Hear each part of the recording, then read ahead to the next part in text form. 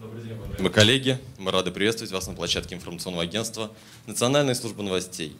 И тема нашего сегодняшнего круглого стола – восстание нелегальных мигрантов. Митинг как способ борьбы с рабским трудом. Общероссийское общественное движение «Таджикские трудовые мигранты» готовят заявление в столичную мэрию, чтобы санкционировать митинг против использования рабского труда. Митинг будет предшествовать объединенному съезду лидеров общественных организаций Таджикистана. С этим заявлением выступил сегодняшний наш один из спикеров Карамат Бакоевич Шарипов. Также в нашем круглом столе сегодня участвует президент Федерации мигрантов России Маджумдер Мухаммад Амин и вице-президент Федерации мигрантов России Курбанов Маис Мурзагеевич. Наш третий спикер, к сожалению, не смог прийти на наш круглый стол. Карамат Бакоевич, вам как инициатору данного митинга передаю первому слово. Что сподвигло трудовых мигрантов из Таджикистана выйти на данный митинг? Пожалуйста, вам слово. Добрый день, уважаемые коллеги.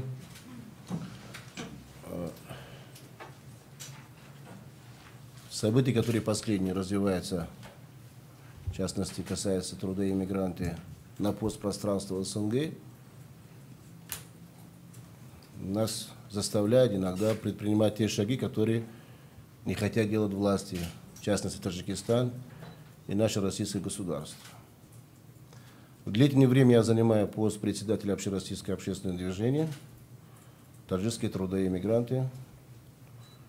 И буквально в июне месяце на территории российского нашего государства по инициативе молодежи Таджикистана была создана Союз молодежи Таджикистана за возрождение Таджикистана. Что Россия, что Таджикистан являются суверенными государствами, и каждое государство старается делать лучше для своих граждан. Но нам также хотелось, чтобы были какие-то хоть изменения в этом направлении. События, которые происходят в последнее время на Украине, вы сами становитесь свидетелем того, что практически почти с ноября 2013 года на экранах телевидения практически исчезли те ущемления прав граждан, касающиеся труда и мигрантов. Я имею в виду канал «Наше российское государство». Но молодежь Таджикистана за возрождение обратился к нам с просьбой, что делают сегодня различные общественные организации, в частности, международные организации, в частности, российские организации по защите труда и мигрантов. Вы знаете прекрасно, ответа нет. Ничего они не делают. И ничего не делают до этого.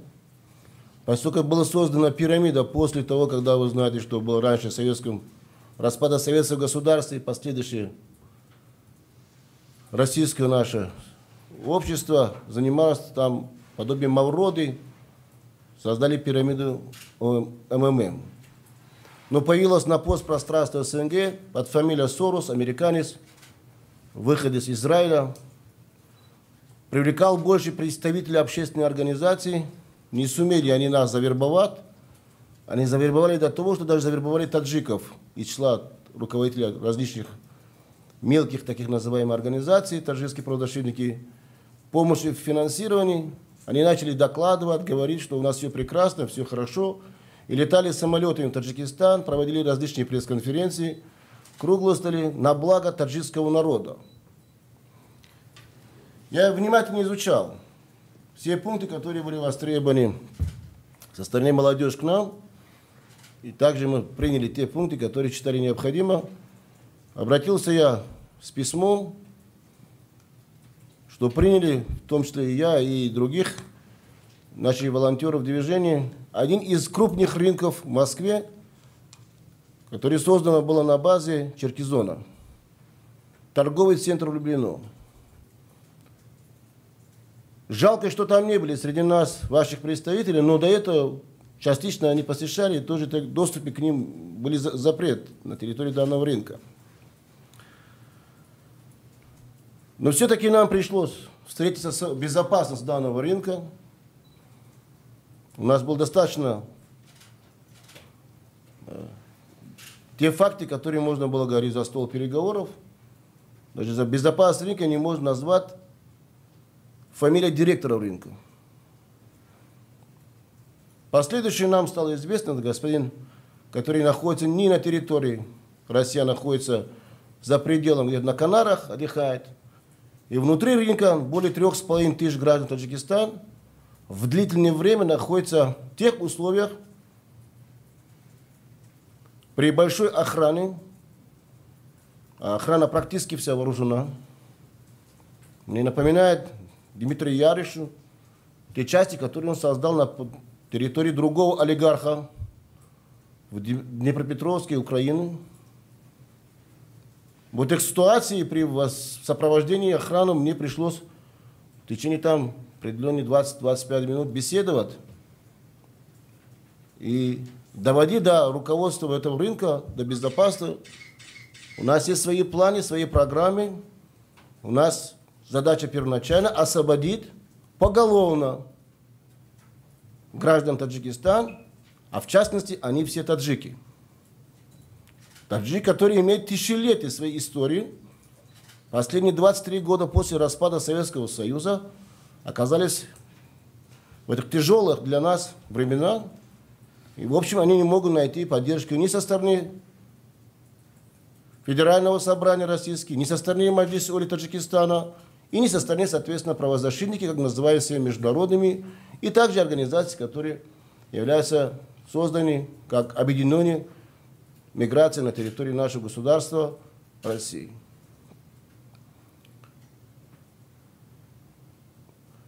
В ходе нашего разговора выяснилось, что действительно на территории рынка работают граждане Таджикистана. Ни один из них не имеет легального документа. Об этом заверяет. С моей стороны поступило предложение, что делается на территории рынка люди, которые не имеют легальных документов. А при этом созданы несколько зон, так называемые отряды, роты, батальонов, звено, которое их охраняет. В частности, я назвал 4 фамилии, которые из Таджикистана, получившие гражданство в России: Хаджи Самада, Шамансура, Якуба, там таких имена. Они говорят, да, они у нас давно работают здесь, они являются главными бригадирами, но они подчиняются напрямую МВД Таджикистана, не нас. Я вообще был в шоке, когда, находясь человек военный сам, и когда со мной будут разговаривать, что это люди подчиняются другому государству, но рабы находятся на территории российского нашего государства. Несмотря на это все, я говорю, я приехал, господин лидер данного рынка, я вам принес большую сумму денег. Говорю, зачем нам деньги нужны ваши? Я говорю, для того, чтобы здесь у вас все есть. Я смотрю, здесь есть авиакасса, у вас есть комнаты пытки здесь, у вас есть комнаты для того, чтобы продать девчонки, у вас даже есть комнаты, где иногда мальчики продают им. Может, мы с вами пройдем на территорию этого рынка, покажем вам? Соответственно, ответ, вы прекрасно знаете, это недопустимо.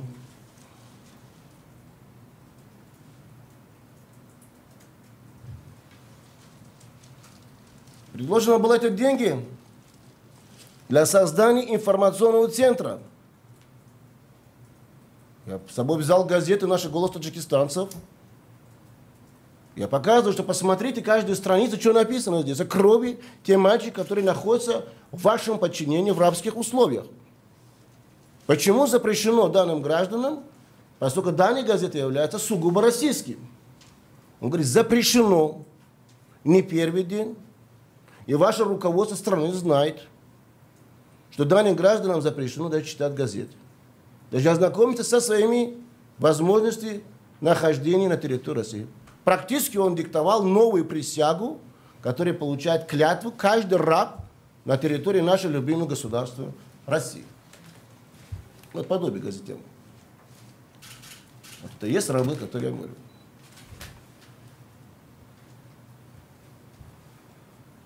Для реализации данного программы мы предложили им, что наши граждане должны не позднее, чем 2 месяцев войти в нормальное русло.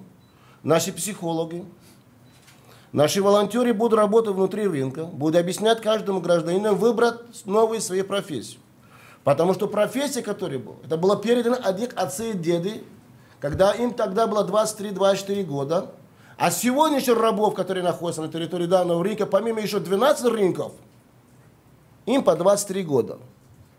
Родители уже практически, они хромые, больны и болеют различными туберкулезными и другими болезнями. Несмотря на все наши предложения, они категорически сказали запрет. Даже умудрился начальник безопасности рынка заявить, что вы недавно, ваша молодежь, предложил господину Собяне или правительству Москвы о проведении митинга на территории Москвы в количестве 1000 граждан. Он заявляет о том, что один из инициаторов, который сделал запрет по отношению к молодежи Таджикистана, не получит положительного ответа от руководства Москвы, это он. И он не допустит, что каких-либо митингов в качестве защиты своих прав, возможно предоставление социального пакета, возможно выход в город, ознакомиться с культурными, значит, местами Москвы, посещать музеев, театров, это все запрещено. Я задал вопрос, почему люди, которые руководят сегодня этим таджиком, они являются люди, которые посещали Мекку и по 5-6 раз. Конечно, он ответ не дал, но ответ я ему сам отдал. Это является одновременным уничтожением, оскорблением ислама на территории России путем те люди, которые посещали Мекку. После чего тогда я покинул территорию рынка, я имел разговор с рядом представителем Таджикистана и решил посещать, из официальной бумаги я посещал Таджикистан на 2 дня. Я встречался с руководством безопасности Таджикистана и дал официальное письмо на имя министра МВД, где конкретно должны были отозвать ряд своих, называемых так, людей с двойными гражданствами, таджик, русский, русский-таджик. Я не понимаю, что за гражданство у нас, двойные гражданства придумано. О каком преданности можно говорить, если человек может прячься при совершении преступления с двойным гражданством на территории другого государства или совершать здесь, прячется на другом соседнем государстве? И мы длительное время разговаривали, конечно, государство Таджикистан в лице их руководства, они в шоке. Откуда у нас столько рабов, откуда у нас телеги, откуда у нас получается, что вы столько делали, об этом разве, говорю, точнее, нас не сообщили. Я говорю, подождите, у нас работает центральный сайт tajmigrant.com. Занимает 9-10 по всей РИА Новости. Занимает 2-е место в Таджикистане по своим рейтингам. 50 000 газет выходит. Разве об этом вы не знали? Я лечу с самолета Москва-Душанбе. Я ни одной бумаги не видел, даже брошюру в самолете, где сидят мигранты. Хотя в течение 4 часов им можно хоть с чем-то ознакомиться. Это все запрещено даже трудоиммигрантам ознакомиться с теми или иными информацией, которые даже приняты будут на уровне государств ШОС или СНГ или других стран. Это боль, которую с нашей стороны сейчас мы доводим до журналистов. Это я прошу лично, как руководитель, ваше участие необходимо. Вот без вашего участия, я понимаю, что мы достигнем своих успехов, достигли с этим Джамшодом Равшаном. Но тогда благодаря почувствовали армянский народ, почувствовал армянская нация, что когда-то их тоже обидели в 2015 году турки. Они просили от геноцида же. Кто дал право армянам по отношению к таджикам совершать геноцид, как в фрагменте, называемый ТНТ Джамшуд Равшан? Да, слава Аллаху, это закрыто. Другая сторона вопроса просит геноцид, Холокост евреев. Кто им дал право сегодня совершать на территории Москвы, в том числе на Украине, мы видим, чем эта олигархия занимается. Поэтому после возвращения из Душанбе, завтра у меня состоится встреча с господином послом. У нас конкретная программа к тому, что я давал, один из ваших коллег газеты «Известия», что не исключая, что предстоящий митинг может составить более 100 000 участников. Это реально такая картина и возникает. Люди боятся, но будет с нами дальше. Поэтому мы говорим, что если 23 года таджик сумел на территории России таскать арабу телегу, надо, соответственно, передавать, как в любом, значит, шоссе, или там 20-ку, 7-ку, надо передавать трибуну другому человеку. Я не вижу в этом страшного. Завтра, если мы передадим, это же араба телегу нашим гражданам, любимым с Азербайджана. Отдадим нашим братьям с Узбекистана. Отдадим нашим братьям с Израиля. Почему они этого боятся? Потому что строгость и законы в Узбекистане за таких вещах казнят их. Президент Каримов конкретно говорит, Хоть найду я одного человека, который будет телега таскать в Москве или за пределом государства Узбекистана, это приведет в первую очередь к снятию министра МВД. Вот это безобразие, безответственность со стороны нынешнего руководства Таджикистана, я повторяю еще раз, что именно страдает сегодня таджикская нация. Поэтому моя просьба была к молодежи Таджикистана и к другим здравомыслящим организациям таджикских в России. Не надо надеяться на старшего брата. Создание съезд, и съезд должна быть названием таким же таджики мира, а не таджикистанцев мира.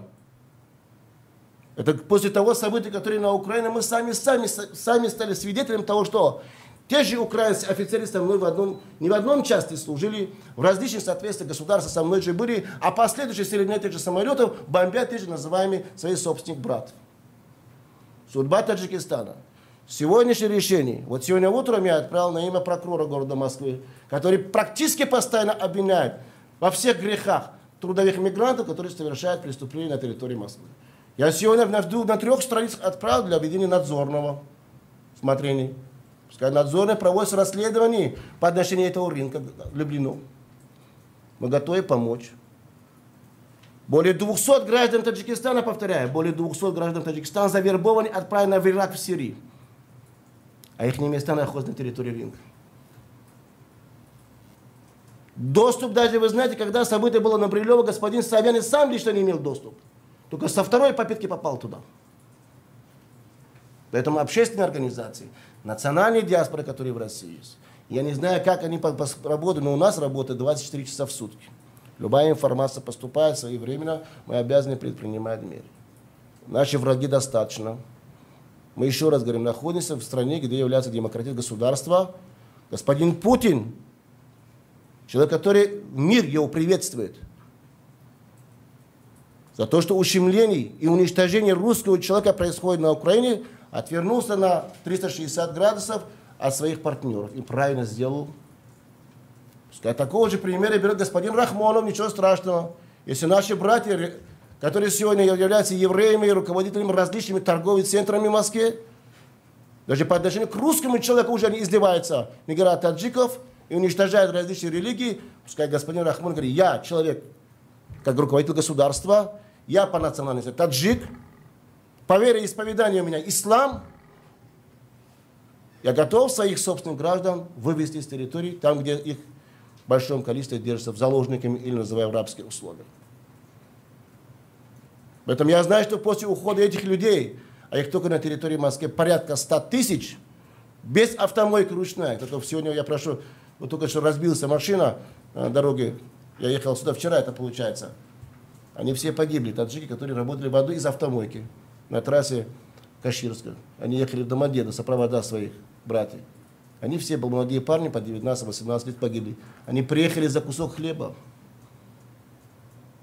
Другое обращение к руководству Федеральной миграционной службы господину Рамадановскому. Поэтому одной из бумаг направлена копия нашего обращения к господину Рамадановскому. Чем занимался длительное время Федеральной миграционной службы Люблинский район? Чем они занимались? Каким образом они, оказывается, каждый день после 20:00 в квартире, где проживают таджики или другие национальности, оттуда вытаскивают, они не могли этих рынков освободить. С каких пор, если приемлемо для русского человека собственных территорий уже приватизировано, наши граждане не приватизированы? Это не будет допустимо для нормального, здравомыслящего человека, даже согласие к таким вещам давать. Поэтому мы будем сейчас работать вплотную, если нас поймут, если нас поддерживают, даже пускай не поддерживают. Подготовка съезда, который предстоит народе, то есть таджики мира. Если съезд делегатов, первая декада, точнее, может, даже вторая декада возникнет у нас, октября, поддерживает 2 из 10 пунктов проведения, значит, митинга, мы обязательно отправим заявку, что господин Собянин нам даст добро. Количество граждан будет определено. Мы еще раз говорим, что надо делать все то, что происходит в России, по принципу демократии. Именно что поддержка, даже когда Собянин говорит, я даю добро, директора рынков, директора строительной компании должны знать, в этот день является для всех граждан Таджикистана самый счастливый день. Выйти и пройти. Вот вдоль МКАДа пускай пройдут. У них будут свои транспаранты или свои лозунги, так мы называем, ничего страшного в этом нету. Будет обеспечена вся эта безопасность, поскольку мы можем думать, что государство наше сильное сегодня. Каждый 10-й мужчина сейчас у нас в форме ходит в России. В этом страшного ничего нет, бояться не надо, никаких столкновений не произойдет. Даже с местными так называемыми молодежь, которая сильно сегодня в этом говорят, если пройдет митинг, они могут пройти столкновение. Никакого столкновения там не будет. Мы еще раз говорим, может быть, даже этих митингов не будет. Просто трудно будет сегодня руководству любого структуры власти, начиная от Министерства труда, заканчивая до низкого звена районного России, идти против трудового мигранта, освободить, потому что он бесплатно работает. Это очень трудно будет любому чиновнику такого меры предпринимать. Это практически 60 тысяч надо освободить ручные мойки. И автомобили моются там только что у нас. И все они открыто проезжают, сотрудник полиции моет автомобиль. Нет, я не против того, что кому-то это все нравится. Я против того, что сегодня наша Россия действительно была державой. Действительно, сегодня все поняли, что там есть люди по национальности таджики, наконец дали о себе знать. Мы никогда не просили ни у руководства России, ни у руководства Таджикистана дайте нам деньги, хотя бы эту газету опубликовать. Это делал народ. Это будет вечно те, которые среди нас нет памяти.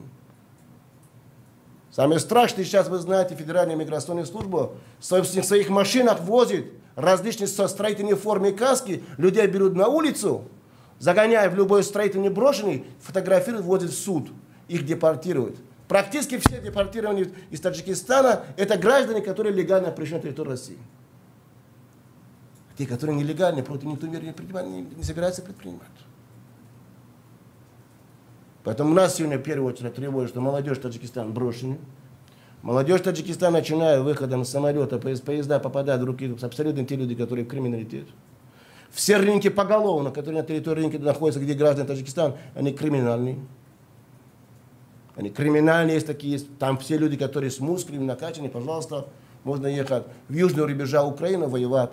Сейчас есть показать свои силы и волю. А по отношению брошенного пацана, лежащего, нечего предпринимать меры. Самое страшное для России, для нас, всех остальных, чтобы количество молодежи меньше стало, которые интересующие пойти в состав экстремизма. Я вам назвал цифру более 200. По 2 человек я отправляю бумагу конкретно, где-то было, кто их завербовал, какая сумма там. Причина в одном. Человек выезжает из Таджикистана, занимает деньги в банке, покупает билет за 18 тысяч, берет 40 тысяч на разрешение на работу, чтобы отдать здесь, последующий отдаст за регистрацию 3 тысячи, потом продление 5, и так 100 тысяч он занимает в банке, приезжает сюда, его потом после всех документов ведут в суд и депортируют. А домой возвращаться не хочется, потому что там будет требовать возвращения денег. Он готов идти, $3000 ему отдают в один день, самолет до Ирана, а Иран дальше, соответственно, идет, можно пешком идти до Ирака. Это наши братья. Я попрошу, нам так дорог и русский человек, и другие народы дорог. Если создана национальная диаспора, я вам сразу говорю, будет говорить, поймите, что не надо подсчитывать, значит, музыка танцевать. Мы танцевать не собираемся. Еще раз говорю, сегодня молодежь, которая бунтует в России из Таджикистана, им все не старше 23 лет. Они не видели ни порох войны, и, соответственно, ни информации о этой войне, которая была в Таджикистане гражданской. И наше руководство, прошу, забудь эти вещи, которые пугают, что в 45-м тоже война закончилась, в 41-м, но в 57-м году Россия стала, Советский Союз, одна из стран развитой. Почему там не развивается, нам все известно. Это будет отдельная тема. Спасибо вам. Спасибо, Караман Бакович. Мухаммед Амин, передаю вам слово. Как Федерация мигрантов относится к данной инициативе? Ваше мнение по данному вопросу, пожалуйста. Добрый день, уважаемые коллеги. Очень печальное тот сообщение, которое господин Шарипов, который уже сообщил, она в принципе применяется практически все диаспоры, которые живут в России.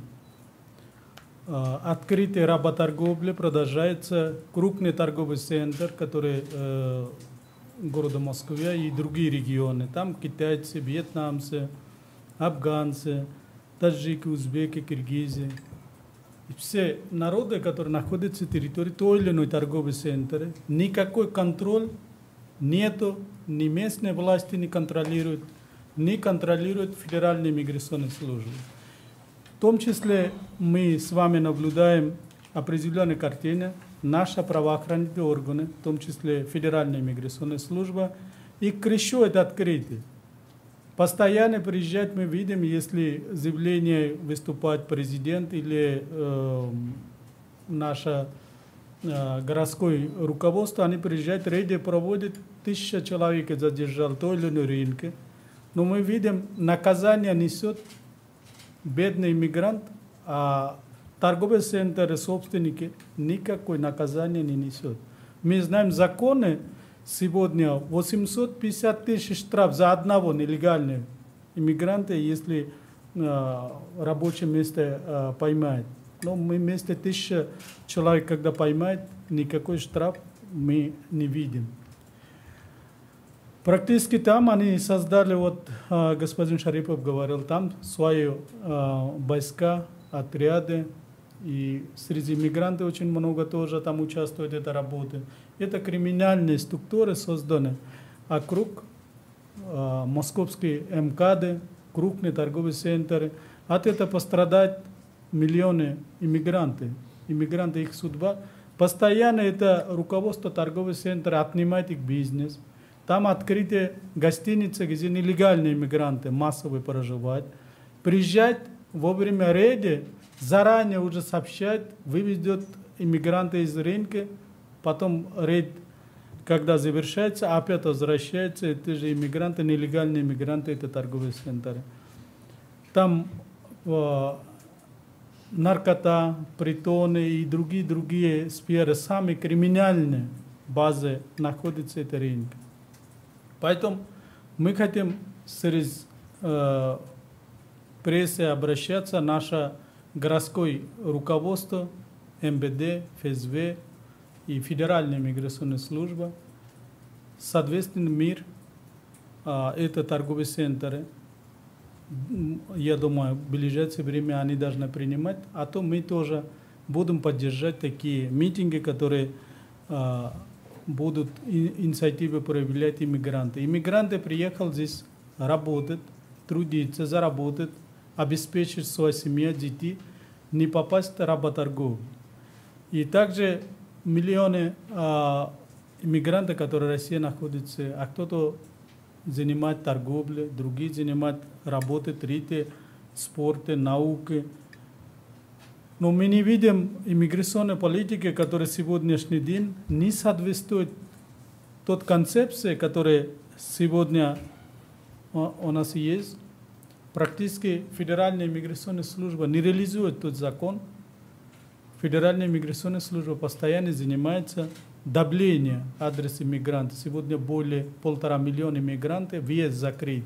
Сам иммигрант не знает, их въезд закрыли, и их семья, дети здесь остаются. Когда они уезжают за границу, они обратно возвращаться не могут. Их бизнес пропадает, они не могут к своей семье присоединиться.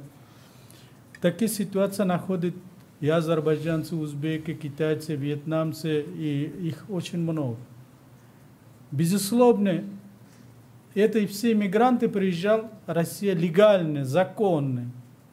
И очень много среди их, которые оформлял документ от Федеральной миграционной службы, а кто-то оформлял российское гражданство. Сегодня он не гражданин России. Более 110 тысяч изъятый российский паспорт, который их продавал Федеральная миграционная служба, они видали. Сегодня они их говорят, это нелегальный документ. Не несет ни один сотрудник, ни директор Федеральной миграционной службы никакой ответственности, а несет ответственность иммигрант. Их семья, детей. Очень много людей, которые получили гражданство, они построили здесь дом, бизнес, семья, детей и все. Они остались сейчас ничем. Люди, сотни тысяч людей. Кого-то гражданство, кого-то вид на жительство, кого-то временное проживание, кого-то рабочее разрешение. Постоянно аннулируют федеральные миграционные. Какой может концепция миграционной политики, карательной, как мы в Украине вот слушаем, карательные операции. А у нас Федеральная миграционная служба проводит политики против иммигрантов, карательные политики. Невозможно это видеть работорговли, крышуют торговый центр, их поддерживают. Теневой сектор экономики крышуют, где строительство объекта, мы с вами видим, миллионы иммигрантов работают. Рейды проводят тогда, когда завершаете строительство, когда надо иммигрантам платить надо $1 миллион, они приезжают автобусом ОМОН и Федеральная иммиграционная служба. Руки вверх, ноги шире, и все, автобусы, и все. Из объекта их выгоняют, они зарплат не получают там. Потому что работодатели их защищают, наша Федеральная иммиграционная служба. Мы прямой можем сказать, крышуют. А иммигранты пострадают. Мы хотим, иммигранты были защищены. Они готовы платить налоги. Они готовы жить законно, легально. Иммигранты не нужно российское гражданство. Им нужно легальный статус. Они могли легально жить и работать, и домой отправлять легально свою заработку. А вместо этого мы видим, дают легальный документ, через некоторое время ее аннулируют. Это издевательство долго не может продолжать. Поэтому мы пришли сегодня заявление таджикских трудовых иммигрантов, которые они возмущены ситуацией, видят свои соотечественники, которые это не только адрес трудовых иммигрантов Таджикистана, это узбеки такие же отношения, киргизы, азербайджанцы, вьетнамцы, китайцы, и все сегодня такие ситуации, арабские положения находятся. Вы можете без нас приехать в любой торговый центр посмотреть, любой ЖКХ, где вот люди работают, приехать посмотреть. Вам не даст снимать, вам не даст общаться с иммигрантами, вам не даст информацию. А такие, которые газеты, информация распространяют, их среди иммигрантов тоже не дают распространять. Поэтому мы надеемся, ваша поддержка, поддержка наша уважаемых средств массовой информации, и надеемся, наша федеральная, региональные власти будут соответственно мир. И я очень сильно надеюсь, наша господин Собянин будут принимать те меры, которые находятся в работорговле, 1000 иммигрантов, там же гостиница, также наркопритоны, там и все мы можем доказать, показать это место, где это происходит.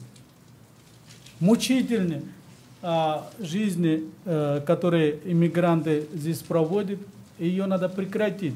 Иммигранты приехали работать, дать возможность работать, трудиться. Здесь не надо издеваться миллионами иммигрантов. Поэтому мы надеемся, в ближайшее время и наше обращение тоже будут федеральные, региональные власти. И будем ждать, если до конца сентября-октября будут власти какие-то будут соответственно мир принимать, тогда, конечно, мы мирным путем будем разойти, а если не будут, тогда мы будем поддерживать и все митинг, и будем объединенный митинг проводить, где это будет более большой митинг, где будут большое количество людей участвовать, и недовольны практически все мигранты, но не всегда могут они сказать свои боли, свои обиды перед вами, и перед властью, и перед обществом. И я еще хотел отметить, безусловно, роль сегодня прессы очень сильно играет, поэтому очень большое количество иммигрантов сегодня тот защиты получил. Это через помощь ваша телеканалы, ваша газета, ваше интернет-издание, они определенно защиту получил. Поэтому большое спасибо вас. Но дальше мы будем отвечать, какие-то, если вопросы будут, я... Спасибо, да, пожалуйста, Маис Миртагевич, вам слово. Пожалуйста. Здравствуйте, дорогие друзья. Мы заранее вам благодарим за предоставленное нам время. То, что наши братья тут рассказывали, конечно, все это правда, я с этим согласен, потому что сегодня в России намного раз идет к улучшению. Мы хотим, чтобы в иммиграционном вопросе тоже было это улучшение. Но мы пока это не замечаем, видим везде притеснения. И те проблемы, которые создаются против иммигрантов, это нас беспокаивает. И для улучшения вопросов для иммигрантов. Мы призываем всех СМИ, там, участников ФМС и других наших соотечественников, которые сегодня могут пользу принести Российской Федерации и политикам мигрантов. Мы, наверное, помним, мы хорошо знаем, что сегодня происходит на Украине. Почему? Потому что раньше украинцы были в России, и с Украиной, с Россией было очень хорошо. Потом, когда Запад приглашал украинцев на Запад, потому что я сам закончил институт во Львове, и очень хорошо знаю, что это такое. И все они вдруг поехали в Европу. Европа их настраивала против России. И через лет 10 они приехали, и такое антироссийское настроение появилось на Украине. Вы знаете, то, что враг сегодня не спит, мы это очень хорошо знаем. Они могут таким же образом завтра и быть в Таджикистане, в Азербайджане, в других республиках, настраивать их против России. Мы все время были, Советский Союз, мы это очень хорошо помним. Это граждане, недалекие граждане этого государства, всегда привозили пользу этого государства. Я помню, как азербайджанцы появились своими фруктами, своими продуктами. Зная турецкий язык, когда было в Советском Союзе очень плохо, они привозили одежду, там, вещи. Тогда мы, наверное, очень хорошо помним. И когда Россия начала сотрудничать с Западом, и начали западные продукты поступать в Российской Федерации, и, конечно, сельскохозяйство и в Средней Азии, и в Азербайджане, Закавказье, она осталась слабыми. И сегодня вдруг санкции против России, и в такой трудные минуты опять наши соотечественники, наши бывшие граждане сегодня опять спасают нас, привозят свои продукты в Российской Федерации, между прочим, чистые, без ГМО, без всяких самых. Но на самом деле это факт, то, что мы видим, происходит в наших глазах. Но, конечно, вокруг нас очень большая хитрая плана против России, против и братьев в других государствах, там, бывшие СНГ, бывшие СССР. Но можно это приостановить нашими общими усилиями. Каким образом? То, что они хотят сегодня нагнетать напряжение вот, антимиграционными политиками против нас, да, допустим. Если вы меня помните, 13 ноября меня самого стреляли, если вы помните, да, в подъездах, там во всех СМИ говорили. На утренний день, это было покушение 100%, на утренний день всех отпускали, и через день меня выписали из больницы, пуля была у меня еще в теле. И через полгода осудили женщину, которая стрелявшая меня с боевого пистолета, судебно-медицинской экспертизе. 1,5 года колония поселения. Вот, конечно, я ничего против ничего не имею, но я имею в виду СМИ тогда на весь мир кричал, а потом промолчал, даже не интересовались. Это все было по всех интернетах. Таким образом, когда чувствуется, что из-за мигранта никто не будет нести ответственность, они берутся за каждого мигранта. А мигрант это тоже такой же человек, завтра он может возвращаться в свое государство. И там может этот мигрант может создавать такую же политику против тех государств, которые их там обижали. Я так думаю, чтобы такого не было. Россия это общий дом для всех. Мы знаем, мигранты тоже такой же. Это люди, это человек. Права человека по всему миру. Тут Каримат Шарипов неоднократно говорит, Мачумдур Мухаммад Амин. Или мы знаем по всех мирового политика. Права человека это святое дело. Любой человек поступает в любое государство, его права охраняются законами. Такой же для него закон, как для граждан этого государства. Это общепринятый закон по всему миру. Я хочу сказать, что да, на самом деле притеснение происходит, никто не может это отрицать. То же самое передумано стопом или депортацией. Большие проблемы создает. Вы знаете, очень это влияло на то, что бывает даже развод с семьи, отец, мать там, или там дети тут, или, допустим, дети разделяются, половина остается на родине, половина здесь. Вот такие конфликты, такие проблемы приводят к очень негативным явлениям. Мы с общими усилиями должны соединиться, остановить такой же процесс, который, я так думаю, что законодательство Российской Федерации это не придумали для того, чтобы нагнетать обстановку. Это придумали для того, чтобы улучшить. Но мы знаем коррупционеры, чиновники, которые на самом деле хотят тоже наживаться на таких же делах. Они воспользуют не пользу это государство, пользуются в своих личных корыстных целях и приводит вот такой негативному результату. Такого негативного результата. Конечно, тот митинг, который сегодня мы хотим привести для защиты мигрантов, конечно, это естественно, рано или поздно должна быть. Если когда стреляют, того не осуждают, но все остаются, всех рабское труда, там, это все знают, каждый человек знает, но мигранты хотят тоже жить там, в безопасности, чтобы их уважали. Он же не просто так приходит, дай мне деньги или, допустим, помоги мне. Он приходит, работает, между прочим, на тех работах, которые другие даже не думают о работе. Он приводит пользу те государства, которые работают. Он строит, он очищает, он чистит, он шьет. Там он в науке очень много мигрантов есть. Мы еще не должны забыть, что если так взять, и Екатерина была мигранткой, и Сталин там привезли очень пользу. Это государство, расширили границу, там мигрантов можно привезти очень много, которые очень большие, огромную пользу приводили в Российской Федерации, не только Советскому Союзу. Я хочу сказать, что я просто обращаюсь к руководству государства, что надо помочь разрешить этот конфликт, этот процесс так, чтобы не пострадала ни одна сторона. И все были довольны, в довольстве в рамках закона Российской Федерации. Спасибо. Спасибо, уважаемые эксперты. Мы переходим к вопросам журналистов. Уважаемые журналисты, если у вас есть вопросы, поднимаем руку, представляемся, задаем ваш вопрос. Пожалуйста.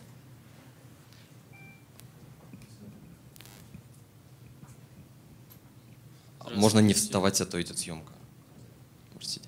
Здравствуйте все. Я представитель оппозиционной партии «Возрождение Таджикистана», молодежь Таджикистана. Вот, у меня вопрос к Алмазу Шарипову, поскольку мы знаем, что вы поехали в Таджикистан на 2 дня. И какие вопросы там решились, и какие вопросы будут решаться по отношению к мигрантам, поскольку вы там какие-то документы представляли. Еще они сказали, и когда будут решаться все. Вообще будут решаться или нет? Спасибо.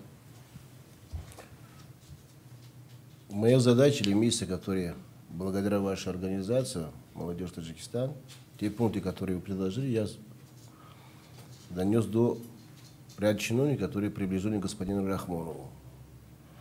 Что сегодня те мальчики, у кого тогда были 3 месяца, 4 месяца, им стало 23 года. Вот эти люди не видели ни запаха пороха, они не видели вообще войны. Они практически как уехали со своими родителями, остались в России, и практически со 100 человек 99 писать, читать на родном языке не умеют. Если вести сравнение,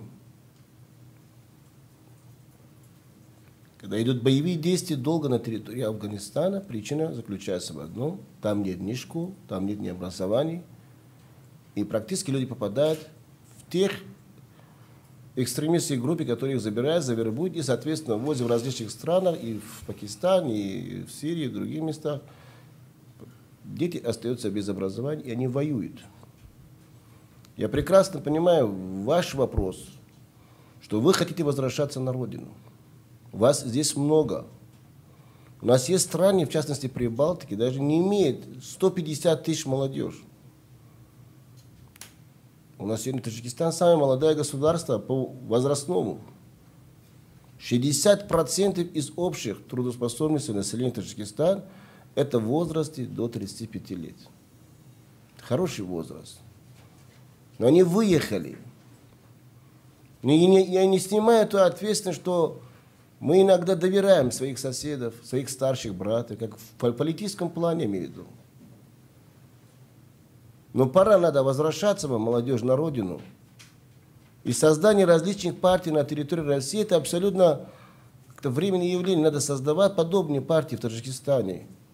Просите у нашего российского руководства, я буду просить, что помогли и вам, и нам все вместе, помимо действующей партии в Таджикистане, и те, которые называемые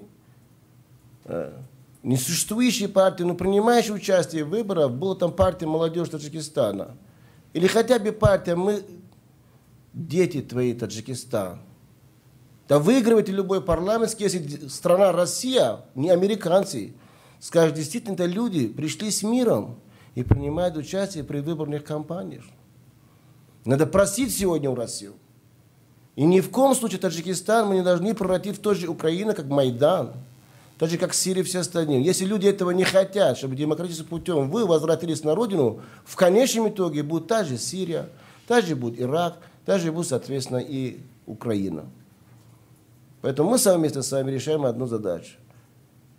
Сможем мы убедить российское руководство, таджикское руководство, это слишком долгий путь они прошли, потому что нам тяжело остаться здесь. Практически, вы знаете, спать негде. Жить негде здесь.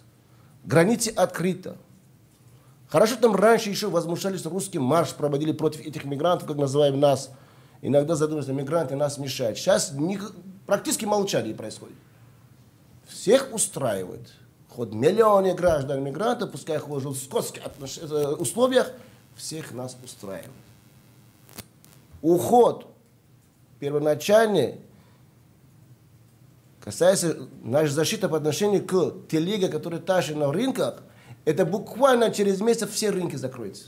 Где никогда китайская телега таскать не будут. А вечером после 16:00 ежедневно только с территории одного рынка Москва, торговый центр, возят 150 машин мусора, которые брошены на коробки, там с обувью.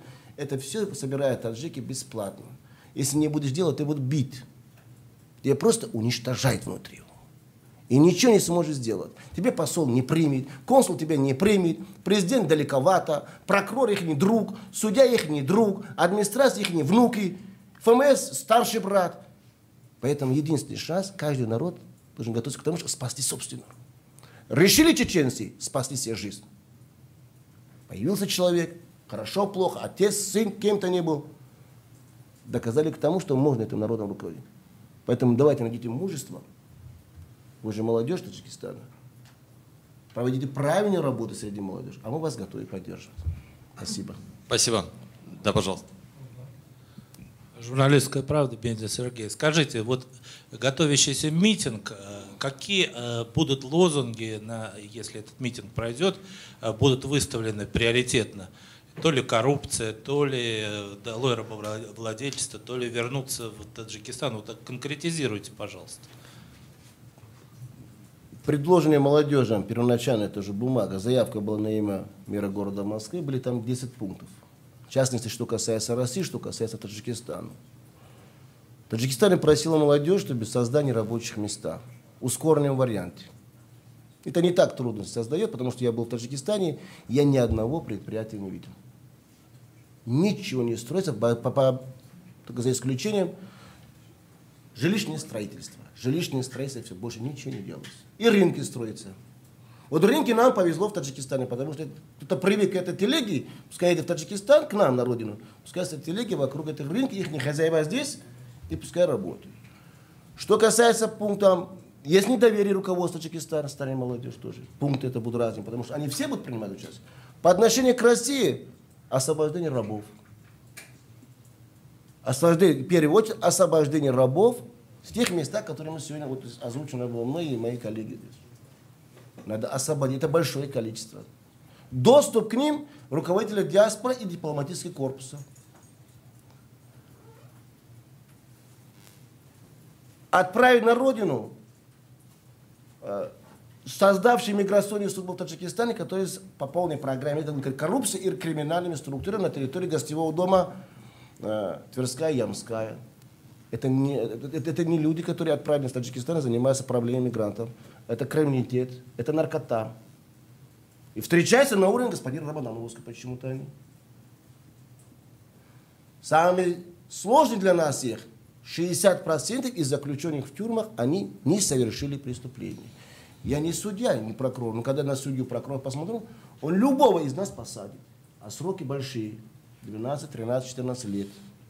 Особенно 131 статья изнасилования, это все задумано. Кому-то хотелось деньги, вот сегодня в Краснодаре уже готовится к тому, что даже родственники деньги передать, освободит мальчика, у которого адвокат просил 2 миллиона.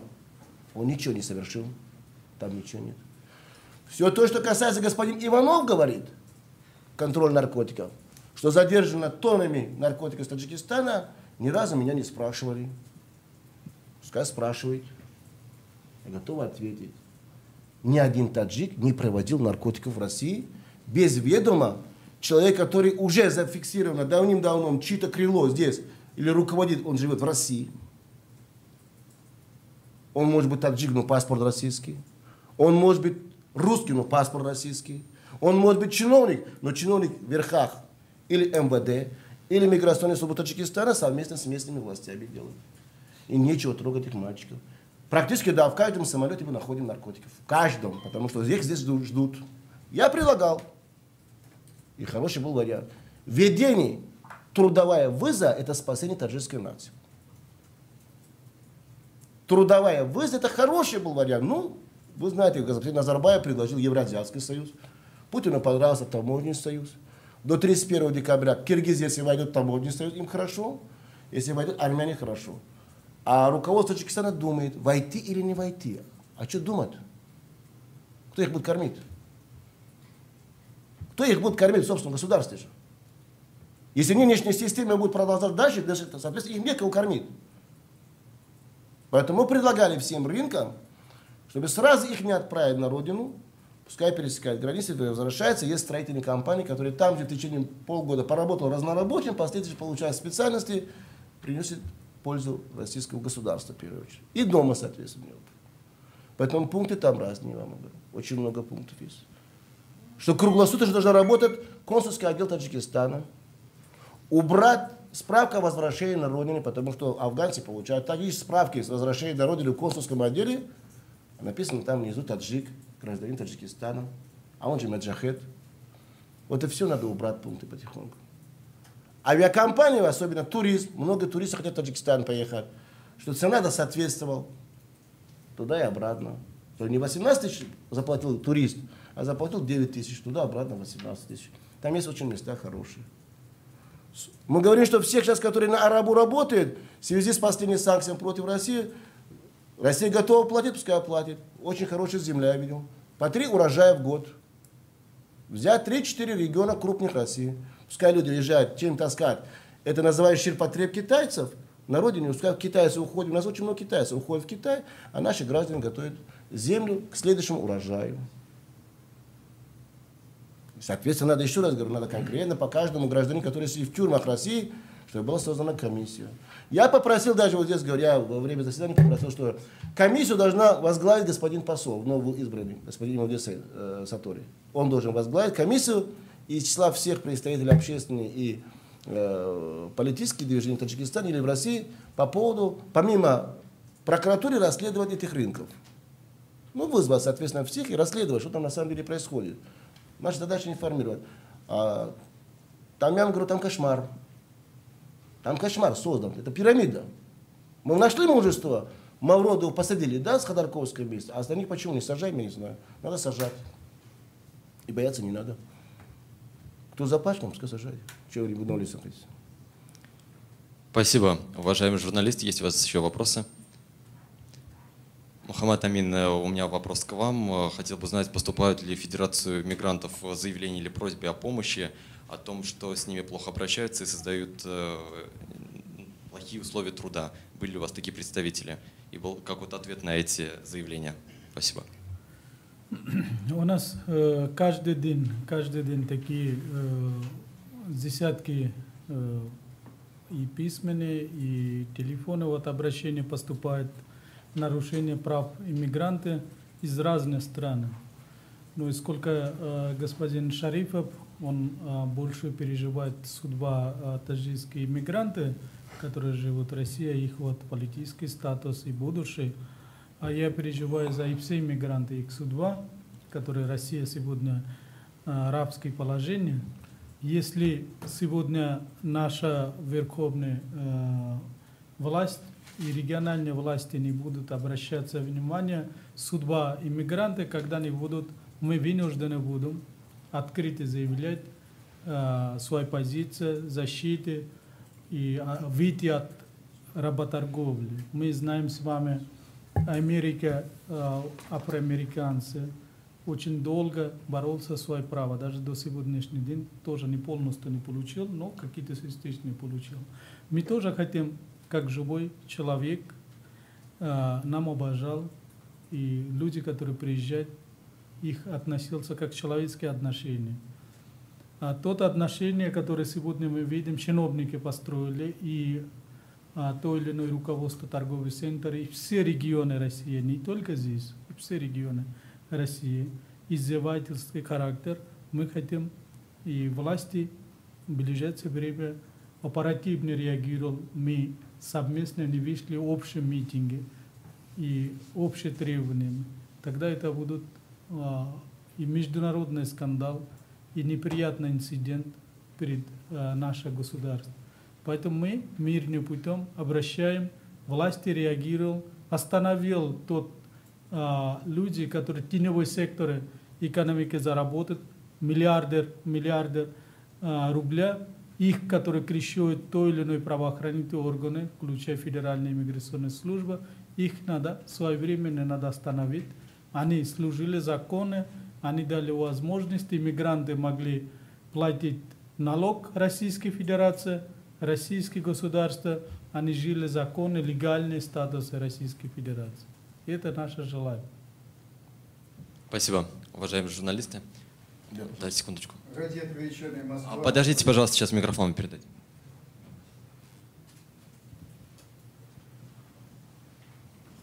Еще раз повторю. Газета «Вечерняя Москва», Анатолий Сидоров. Карамат, вот вы все трое выглядите очень солидными людьми. Мне, конечно, интересен, так сказать, момент, там вот я прочитал в этой бумаге, как выйдут 100 тысяч нелегальных мигрантов на митинг. Это значит, надо как минимум 100 поездов немедленно, и кто их оплатит, чтобы их вывести сразу в Таджикистан. Почему? Потому что это нелегальные люди, практически как лазутчики. То есть люди пришли в мою квартиру, поселились под моей кроватью без меня и требуют, чтобы я их поел, кормил. Вот, и, так сказать, претензии к моей дочери. Это очень интересная ситуация. Но, Карамат, у меня немножко другой вопрос. Вот вы солидные люди. Что сделали диаспоры Узбекистана, Таджикистана, Киргизии, солидные люди, обладающие немалыми средствами, для того, чтобы создать, скажем, в Москве, в отсутствии московских ПТУ, ПТУ свои, где бы обучали, так сказать, молодых людей 20-23 лет профессиям, сварщика, столяра, там, сантехника, тракториста и так далее, дипломированных. В свое время работал в Советском Союзе, в и в Таджикистане, эта система прекрасна. Чтобы эти люди были дипломированными, чтобы они были достойными. Вот я занимаюсь жилищно-коммунальным хозяйством Москвы, и очень долго. Я вас понимаю, но не все так мрачно. Но то, что я знаю о мигрантах, не всегда сходится с вами. Почему? Потому что они приезжают сюда и не зная язык, и не имея профессии. Им кроме метлы доверить-то нечего. А мы живем в космический век. Их единственный инструмент. Вот, может, вы открыли какое-то ПТУ, сами построили и тут обучаете конвейер, договорились. Было бы интересно сходить и сделать оттуда репортаж. Как ребята часть денег отчисляют на свое обучение. Я немало министров прошел в московском правительстве. Можно ваш вопрос? Вот я его и задал, этот вопрос. Спасибо. Чтобы меня правильно понял. Спасибо. Возьмите, пожалуйста. Идея ваша хорошая. Не моя идея. Но реализовать того или иную программу, ту или иную программу, никогда не спускаясь снизу вверх, а сверху вниз идет. Если снизу вверх была идея хорошая, вы предложили бы правительству, давай мы сделаем того-то. Нам говорят, вы знаете, есть миграционная концепция, там другая. Вот надо делать, это пункты хорошие. Вот русский язык, вот вам, значит, традиционные, значит, наши обычаи, там, посещение музеев, это все, это вот права надо перевести. Мы, соответственно, говорили много раз, что в Таджикистане достаточно все пустуют этих же ПТУ в советские времена. Обучать там же мы предлагали. Я один из тех инициаторов, который предложил государству Таджикистана с 9 по 11 класса вести программу, российскую программу в школах, те, которые выбирают путь в Россию. Ну, предложено было, значит, с моей стороны. И хорошая была идея. Нечего учить его там. Приехали сюда, 20 учителя бегают, говорит, будете сертификат получать, дайте 3000 рублей. Так он устал. Кому деньги платить? 3000 учителям, 3000 ФМСникам, 3000 постовому, 3000 Шарипову, 3000 журналистам. Это что означает? Делается все централизованно. Наша идея была правильно. Я готов, как вы сейчас говорите, и сейчас готов во внимание принимать мнение российское и таджикского государства. Я вам говорю не о тех, которые вы там будете ходить с окна, вбрасывать им в воду или бутылки, что тут стоит и там 100 тысяч. Я говорю об освобождении 100 тысяч рабов. Я не говорю о 2 миллионах, которые поезда. Какие поезда заказывать будут? Не хватит поездов у нас, что ли? Не хватит. У нас сегодня 860 тысяч депортирован. Еще на территории России остается 600 тысяч, которые всем оштрафовали по 5000 рублей и выдворили 10 дней. Куда ему идти? Паспорт у работодателя, миграционная карта у ФМС находится. Денег в кармане нету, куда ему деваться? А мы сидим, вот 11 числа проводится в Таджикистане ШОС. Как защищать наши границы? Не надо защищать наши границы. Они захотят, так войдут, это талибы. И нас просить они не будут. Они пока там сыты ходят, пока не решают внутренние вопросы, там ходят. Будут голодные, сюда будут идти. Через Таджикистан, через Узбекистан, через Россию. Поэтому учить надо, люди, я с вами согласен. И ваши газеты, я очень люблю ваши газеты. Это хорошая газета ваша. Но дай бог, чтобы иногда, вот члены общественного совета про ФМС, так там ни одного таджика нету. Общественный палат 2 миллиона таджиков, ни одного представителя нет. Там только певцы, танцоры, спортсмены. А за меня решает, как жить моего народа в Таджикистане, а потом в России, в каких условиях. Нет, те времена закончились. Пускай попробуют хоть на одном рынке, вы будете свидетелями, что после 30 октября хоть одного человека я вижу в этом телеге. Да пускай он молодежь решает, не я буду решать.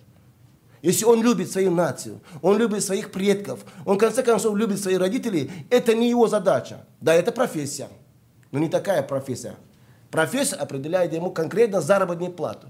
Они зарплаты не получают. Они наоборот у китайца берут 500 рублей вечером, если зарабатывал, отдаст директору рынка, 500 рублей отдает бригадиру и спит под этим же кроватом, называемый так брошенный там это раскладушки. Не будет. Хочешь рынок создавать? В том числе в ресторанах не будет. Когда там сотни женщин Таджикистана, начиная братья наши азербайджанцы, армяне, евреи открывали, они спят, этих женщин в Таджикистане, в этом же называемой что? Кухне. Где посуду моют они. Я еще раз говорю, надо всегда соблюдать шариату или тоже религию, которая есть. Если люди, которые азербайджанцы наши братья, узбеки наши, другие, любят шариат, такого не позволит. Но мы видим. А почему? Ослепили, чтобы называемый дипломатического Таджикистана, МВД, представитель миграционный, президент Таджикистана. Вы что, не замечаете, что с вашим народом происходит? А может быть, на самом деле, они не часть народа? Кто знает, откуда они пришли к власти? А что за поддержка со стороны своих стратегических партнеров? Давайте решим сначала внутренние наши вопросы, потом будем говорить о стратегических наших партнерах. Пишите побольше, я всегда буду читать ваши газеты. Спасибо. Спасибо.